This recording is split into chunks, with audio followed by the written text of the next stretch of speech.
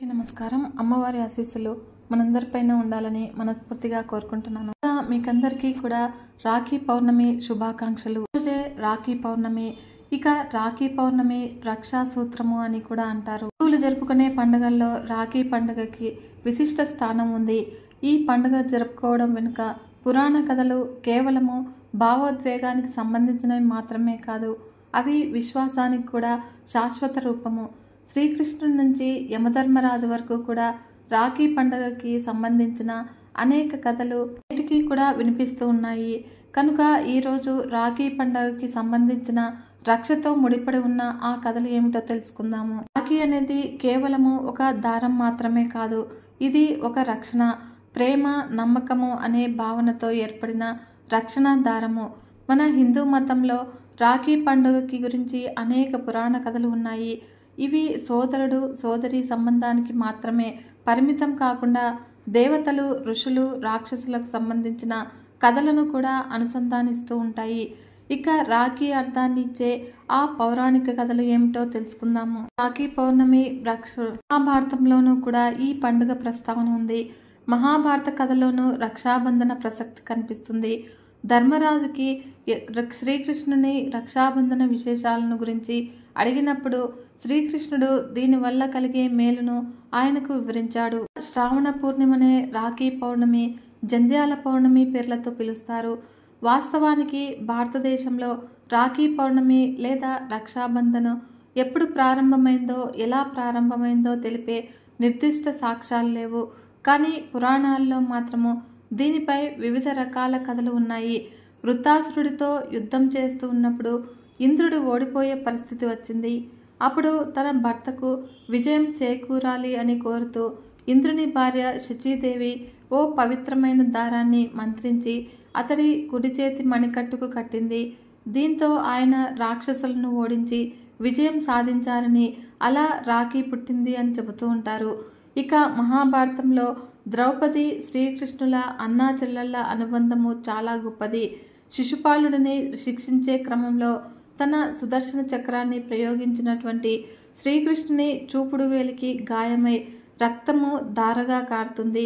ఇక అక్కడే ఉన్నటువంటి సత్యభామ, రుక్మిణి మొదలైన వారు కంగారు పడి గాయానికి మందు పూయడానికి తలో దిక్కున వెళ్ళి వెతుకుతూ ఉంటే ద్రౌపది మాత్రము తన చీర కొంగు చింపి వేలికి కట్టుకట్టింది. దీనికి కృతజ్ఞతగా భగవానుడు ఆమెకు ఎల్లవేళలా అండగా ఉంటాను అని హామీ ఇచ్చాడు. అందుకే కురుసభలో ద్రౌపది వస్త్రాపహరణానికి దుశ్శాసనుడు ప్రయత్నిస్తే ఆమెను పరంధాముడు ఆదుకున్నాడు. రాక్షసరాజు బలిచక్రవర్తి భూమండలాన్నంతా కూడా ఆక్రమించినప్పుడు దానవుల నుంచి మానవులను రక్షించడానికి శ్రీ మహావిష్ణువు వైకుంఠాన్ని వదిలి వామనుడి రూపంలో భూమి మీదకి వస్తాడు. అప్పుడు లక్ష్మీదేవి ఒక బ్రాహ్మణ యువతి రూపంలో రాక్షసరాజైన బలిచక్రవర్తి దగ్గరికి వెళుతుంది.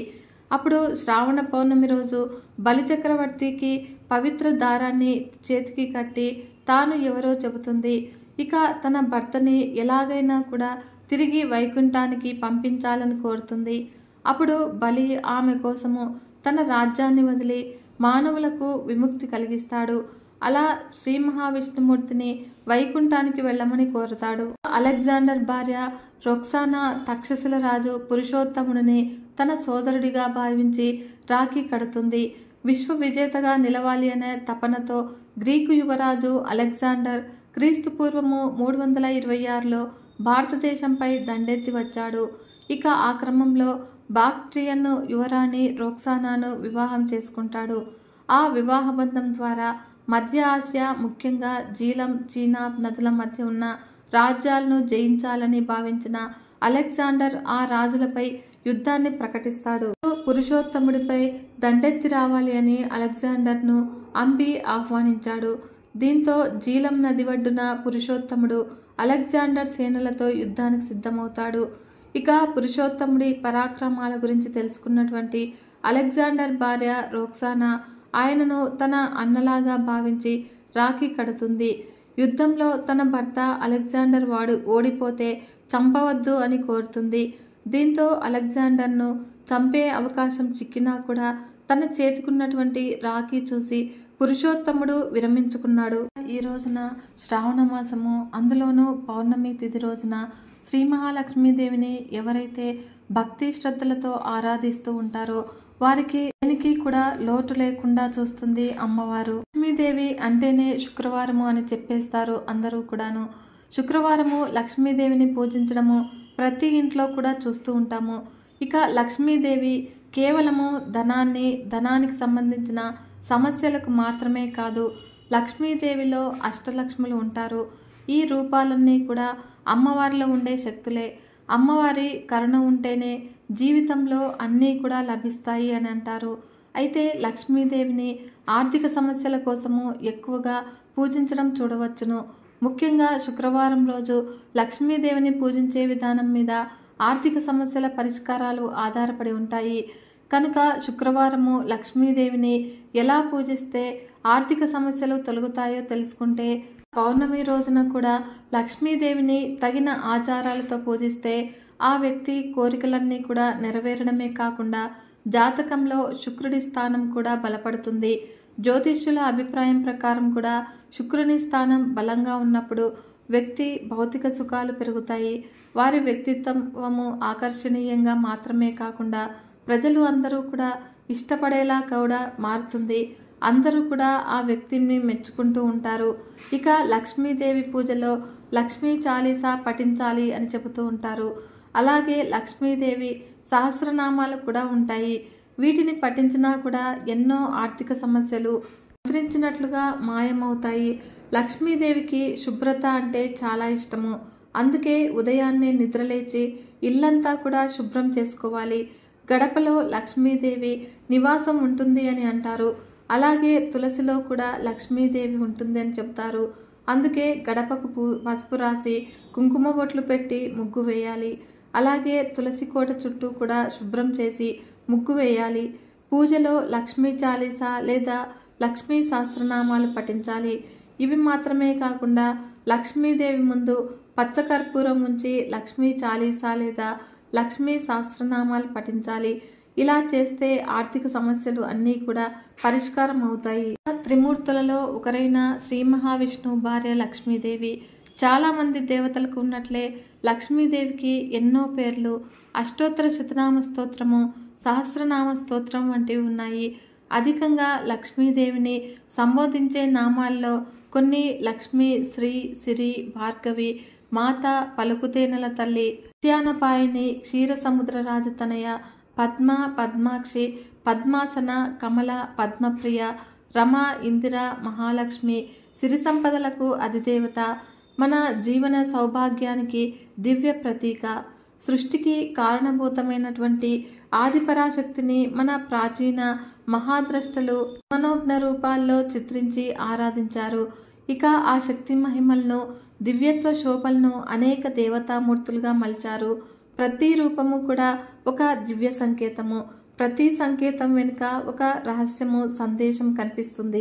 మహాలక్ష్మిగా మనకు కనిపించే దేవి హిరణ్యవర్ణంలో భాషించే మధుర మోహనమూర్తి. ఆమె చతుర్భుజాల్లో పూర్ణ వికసిత పద్మంపై ఆసీనురాలై ఉంటుంది. ఆమె హస్తంలో ఒక పద్మము మొగ్గ రూపంలో ఉంటుంది. సౌందర్యానికి, వినిర్మలతకు సంకేతం అది. పద్మము బురద నుంచి పుడుతుంది. ఇక మనలో ఏ వాతావరణ పరిస్థితుల్లోనైనా కూడా వికసించే అమిత శక్తికి ఈ పంకము సంకేతంగా ఉంటుంది.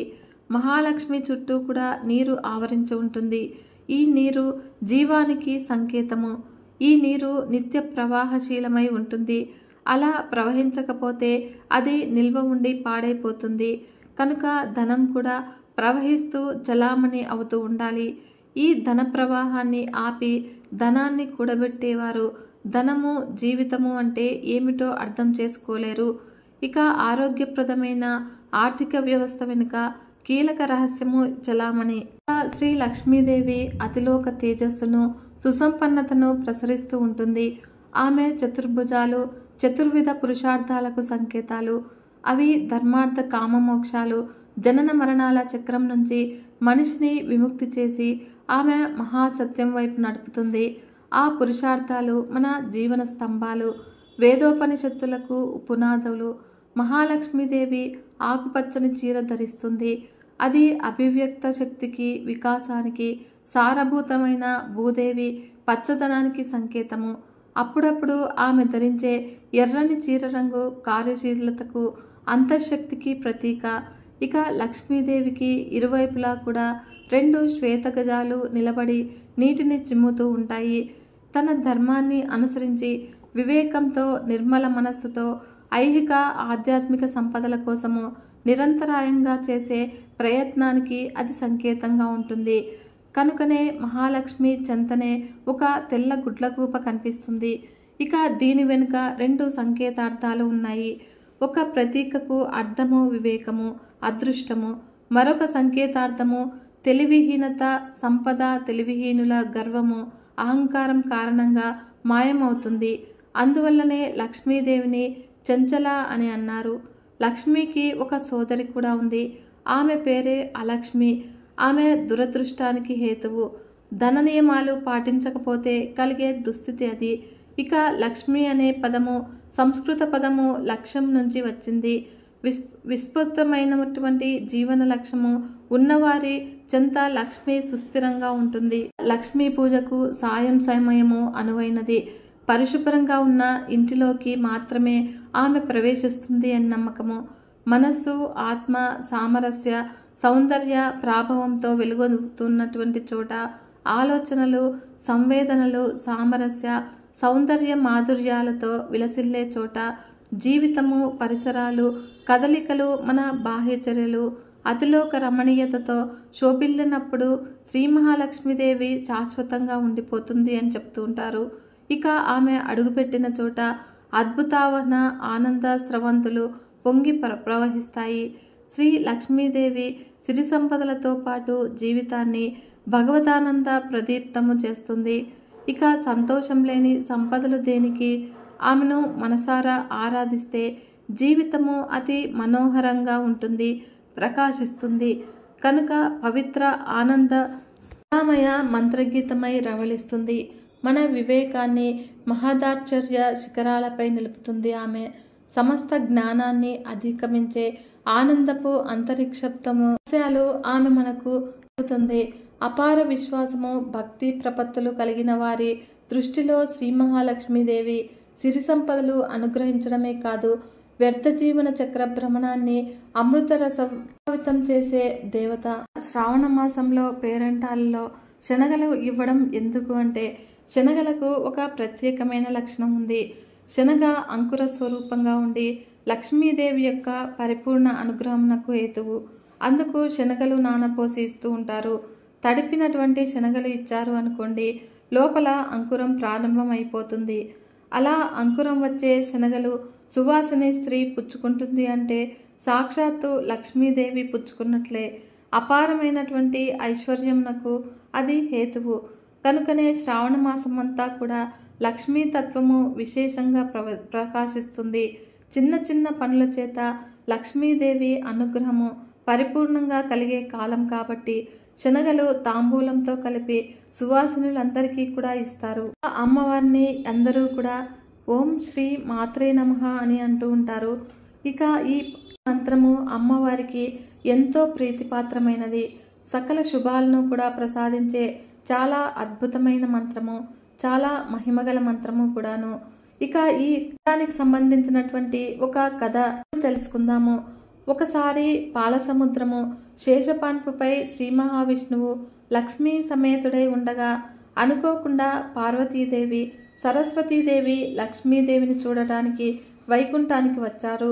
ఇక అల్లంత దూరాన వారిని చూసినటువంటి లక్ష్మీదేవి భర్త అనుమతితో ఆయన పాదాలను ఒత్తడం ఆపి శేషపాన్పుదేవికి వారిద్దరినీ కూడా సాదరంగా ఆహ్వానించింది. అలా ముగ్గురు సమీపంలోని ఓ ఉద్యానవనానికి వెళ్ళి ఓ చంద్రకాంత శిల మీద ఆసీనులై ఇష్టాగోష్ఠిగా మాట్లాడుకోసాగారు. వారలా మాట్లాడుకుంటూ ఉండగా దూరంగా నారదుడు వస్తూ ఉండటం కనిపించింది. అయితే నారదుడు కూడా వీరిని చూశాడు. ఇంకేముంది, లోక కళ్యాణం కొరకు ఏదో ఒకటి చేయాలి అని అనుకున్నాడు. ఇక నారదుడు ఏది చేసినా కూడా లోకహితమే. లోకాలు అన్నీ కూడా తరించడానికి మాత్రమే ఆయన పని.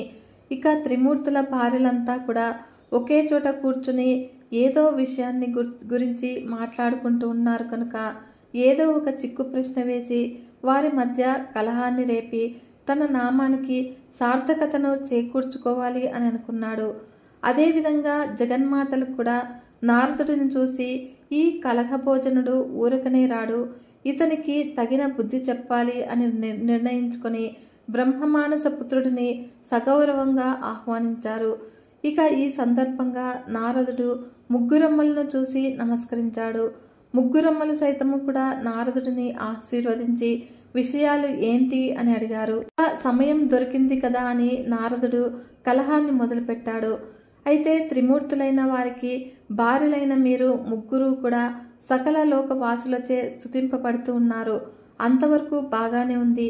కానీ మీ ముగ్గురులో ఎవరు గొప్ప అనే సందేహమే చాలా మందిని వేధిస్తుంది అని చెప్పాడు.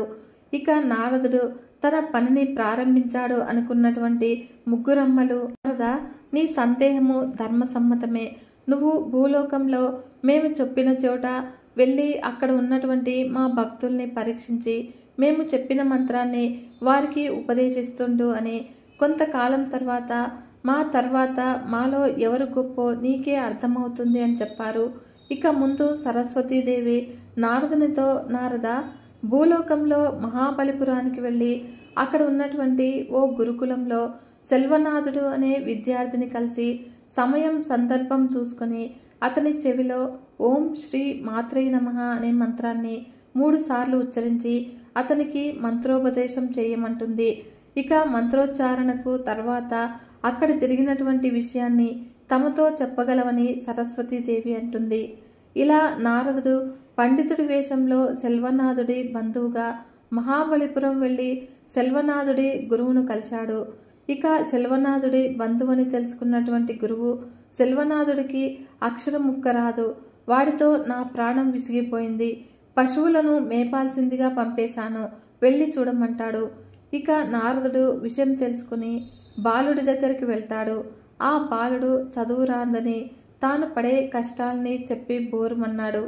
నారదుడు ఆ బాలుని ఓదార్చి మంత్రోపదేశం చేస్తానని ఆ తర్వాత ఏం జరుగుతుందో చూద్దామని చెప్పాడు. ఇలా సముద్రంలో స్నానం చేసి శుచి అయి వచ్చినటువంటి ఆ బాలుడికి ఓం శ్రీ మాత్రే నమః అనే మంత్రాన్ని 108 సార్లు జపం చేయమని చెప్తాడు. ఇలా 108 సార్లు పఠించిన తర్వాత ఆ బాలుడు వేదాలను శాస్త్రాలను సులభంగా అర్థం చేసుకోసాగాడు. ఇక అతనిలో వచ్చినటువంటి మార్పును చూశాక నారదుడు ముగ్గురమ్మలకు ఈ విషయాన్ని చెప్పాడు. తర్వాత పార్వతీదేవి తన వంతు ప్రారంభించింది. నారద, కావేరి నది ఒడ్డున సమయపురము అనే ఊరుంది. అక్కడ పెరియనాయకి అనే ఆవిడ ఇంట గురించి అడుగు. పరిస్థితులను గమనించి సమయం సందర్భం కుదిరినప్పుడు నేను చెప్పే ఓం శ్రీ మాత్రే నమః మంత్రాన్ని ఆవిడకు ఉపదేశించమంటుంది. ఇలా పెరియనాయకి ఇంటికి వెళ్ళిన నారదుడు ఆమెకు సంతానం లేకపోవడంతో ఆత్మహత్యా యత్నానికి ప్రయత్నించడాన్ని నిరోధిస్తాడు. ఇక సంతానం లేకపోవడంతో ఆమె భర్తకు వేరొక వివాహం చేసి పెట్టేందుకు అంతా కూడా సిద్ధమవుతున్నట్లు గమనిస్తాడు. అప్పుడు ఆమెకు కూడా పై మంత్రాన్ని నారదుడు ఉపదేశిస్తాడు. ఈ మంత్ర ప్రభావంతో ఒక శుభ సమయానికి పెరియనాయకి సంతానవతి అయింది. ఇక ఈ విషయాన్ని వెంటనే నారదుడు ముగ్గురమ్మలకు చేరవేశాడు. మూడోసారిగా లక్ష్మీదేవి నారదుడిని గోదావరి ఒడ్డునున్న తాటాకుల ఇంట్లోకి రాజశేఖరుడు అనే పేద పండితుడిని కలవమని చెప్తుంది. ఓం శ్రీ మాత్రే నమః అనే మంత్రాన్ని ఉపదేశించమంటుంది.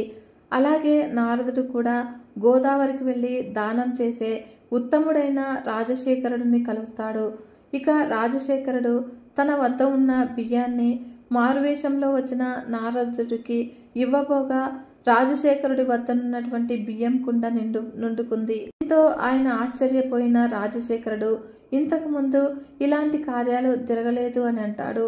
ఇలా రాజశేఖరుడికి కూడా నారదుడు ఓం శ్రీ మాత్రే నమః అనే మంత్రాన్ని ఉపదేశించి 108 సార్లు జపించమని చెప్పాడు. దీనిని బట్టి నారదునికి ఏమి అర్థమైంది అంటే ఓం శ్రీ మాత్రే నమః అనే మంత్రము ముగ్గురు అమ్మలకు కూడా సమానమైనది అని అర్థమైంది. ఈ పౌర్ణమి రోజున లక్ష్మీదేవి మన ఇంటికి రావాలి అంటే చేయవలసిన పని ఏమిటో ఈ కథ ద్వారా మనకు తెలుస్తుంది. రోజు రాజు మంత్రి మారువేషంలో రాజ్యంలో తిరుగుతూ ఉండగా ఒక బందిపోటు గుంపు వాళ్లపై దాడి చేస్తారు. రాజు మంత్రి వాళ్లతో ప్రతిఘటిస్తూ ఉంటారు. ఇక అటువైపుగా వెళ్తూ ఉన్నటువంటి రుద్రసేనుడు అది చూసి తన వంతు సహాయం చేస్తాడు. దానికి మారువేషంలో ఉన్నటువంటి రాజు మెచ్చి నీకు ఏమి బహుమానం కావాలో కోరుకో అని అంటాడు. కానీ రుద్రసేనుడు తమరు ఆపదలో ఉంటే కాపాడేనే గాని ఏదో ఆశించి మాత్రం కాదు అని వీరోచితంగా అంటాడు. ఇక దానికి రాజు సంతోషించి నీకు ఎప్పుడు ఏ సహాయం కావాలి అన్నా తనని కోరమని చెప్పి అక్కడి నుంచి వెళ్ళిపోతాడు. ఇక ఇదంతా కూడా తన భార్య శాంతశీలకు చెబుతాడు రుద్రసేనుడు. అప్పుడు ఆమెకు ఒక విషయం గుర్తుకు వస్తుంది. అదేంటి అంటే కొద్ది రోజుల క్రితము తను కట్టెలకని అడవిలోకి వెళ్ళినప్పుడు అక్కడ ఒక మునీశ్వరుడు తారసపడతాడు. ఇక ఆ మునీశ్వరుడు తల్లి ఒక విషయం చెబుతాను శ్రద్ధగా విను అని.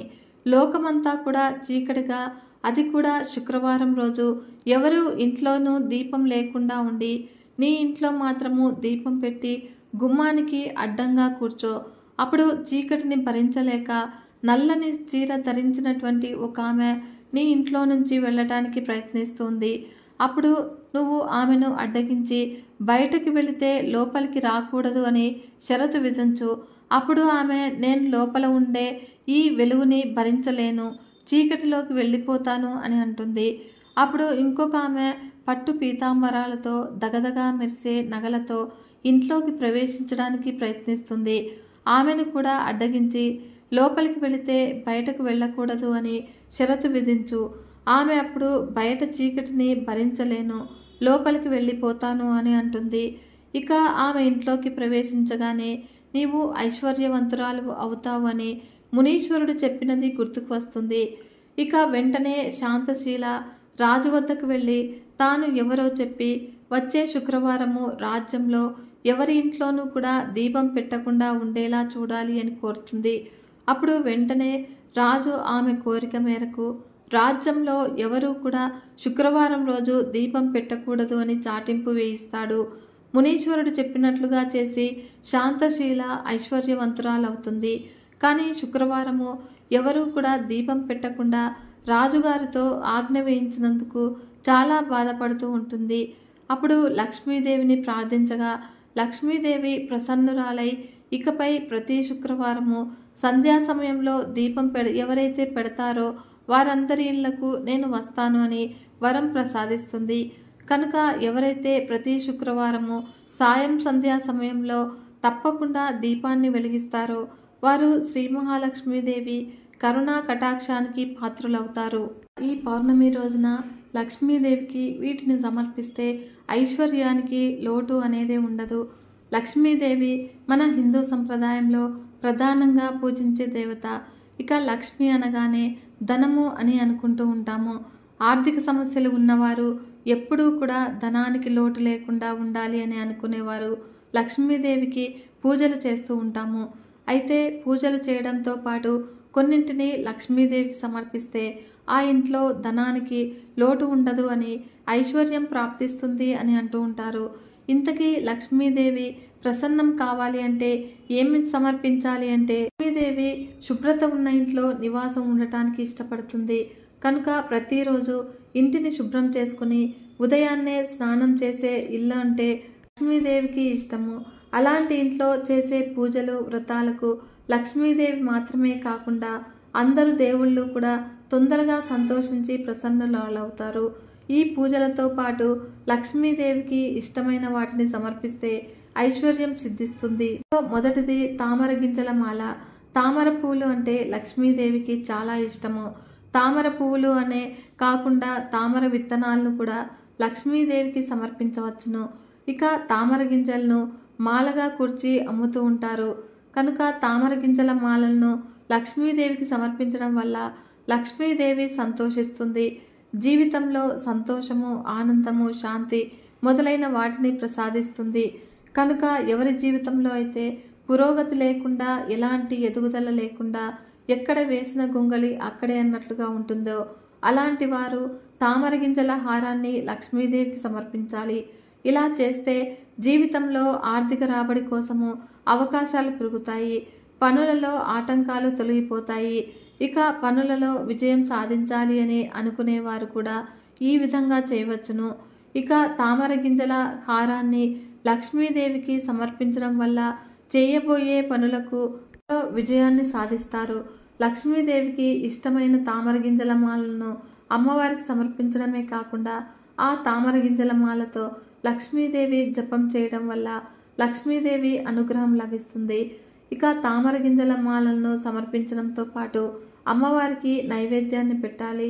ఎర్రటి గుడ్డలో నాణేలు పెట్టి దానిని మూటగా కట్టి అమ్మవారికి సమర్పించవచ్చును. ఇక రెండవది కర్పూరము. లక్ష్మీదేవికి పచ్చ కర్పూరము అంటే చాలా ఇష్టము కనుక ప్రతిరోజు పూజ సమయంలో పచ్చకర్పూరాన్ని అమ్మవారి ఫోటో లేదా విగ్రహం ముందు ఉంచడం వల్ల చాలా మంచి ఫలితాలు ఉంటాయి. ఇది ఉదయము లేదా సాయంత్రము పూజలో ఎప్పుడైనా కూడా చేయవచ్చును. కలకండ అంటే పటిక బెల్లము లేదా మిశ్రీ అని కూడా అంటారు. సాధారణంగా ఇంట్లో పూజలో దేవుడి నైవేద్యంగా బెల్లం ముక్కను ఉంచుతారు. కానీ లక్ష్మీదేవి పూజలో కలకండ ముక్కను నైవేద్యంగా ఉంచాలి.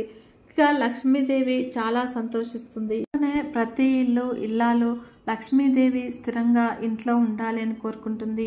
లక్ష్మీదేవి ఇంట్లో ఉన్నప్పుడే ఆర్థికంగా బాగుంటారు, ఐశ్వర్యవంతులు అవుతారు. అయితే లక్ష్మీదేవి అంటే కేవలము డబ్బును సమకూర్చే దేవత మాత్రమే కాదు, మానసిక ప్రశాంతతను, ఆధ్యాత్మిక పురోగతిని కూడా ప్రసాదించే దేవత. సాధారణంగా గురువారాన్ని లక్ష్మీవారము అంటారు. ఇక శుక్రవారము లక్ష్మీదేవికి చాలా పవిత్రమైన రోజుగా భావిస్తారు. అయితే లక్ష్మీదేవికి ఇష్టమైన పువ్వులతో నిత్యము పూజ చేస్తూ ఉంటే లక్ష్మీదేవి అనుగ్రహము ఆ ఇంట్లో లక్ష్మీదేవి స్థిరంగా ఉండిపోతుంది.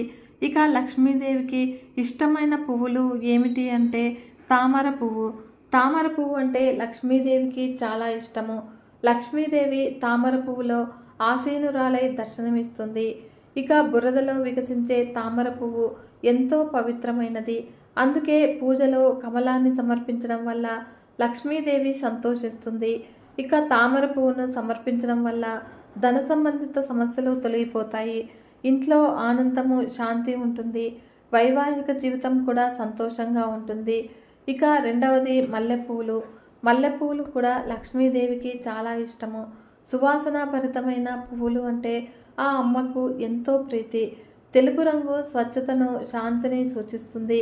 కనుక మల్లెపూలను సమర్పించడం వల్ల కుటుంబంలో ప్రేమ, సామరస్యం పెరుగుతుంది. పనులలో విజయాన్ని సాధిస్తారు. ఇక రెండవది గులాబీ. గులాబీ పువ్వులు కూడా లక్ష్మీదేవికి చాలా ఇష్టము. ఆ అమ్మవారి పూజలో ఎరుపు రంగు పువ్వులు ఉంచితే చాలా సంతోషిస్తుంది. ఎరుపు గులాబీలు ఒకవైపు శక్తిని, మరొక వైపు ప్రేమని కూడా సూచిస్తూ ఉంటారు. కనుక ఎవరికైనా డబ్బులు ఇచ్చి అవి తిరిగి రాకుండా ఇబ్బందులు పడేవారు ఎరుపు గులాబీలతో లక్ష్మీదేవిని అర్చిస్తే డబ్బులు తిరిగి వస్తాయి. మానసిక ఒత్తిడి కూడా దూరం అవుతుంది. ఇక వైవాహిక జీవితంలో ఇబ్బందులు తొలగిపోతాయి. భార్యాభర్తల మధ్య ప్రేమ చెక్కు చెదరకుండా ఉంటుంది. ఇక బంతి పువ్వులు. బంతి పువ్వులకు భారతీయ పూజల్లో చాలా ప్రాధాన్యత ఉంది. బంతి పువ్వు లేని పూజ శుభకార్యం లేదు అంటే అతిశయోక్తి కాదు. ఇంట్లో సానుకూల శక్తి నిలిచి ఉండాలి అన్నా, దుష్ట శక్తులు పారిపోవాలి అన్నా, విద్యార్థులు చదువులో రాణించాలి అన్నా లక్ష్మీదేవికి బంతి పువ్వులతో పూజ చేయాలి. ఇక మొగలి పువ్వు.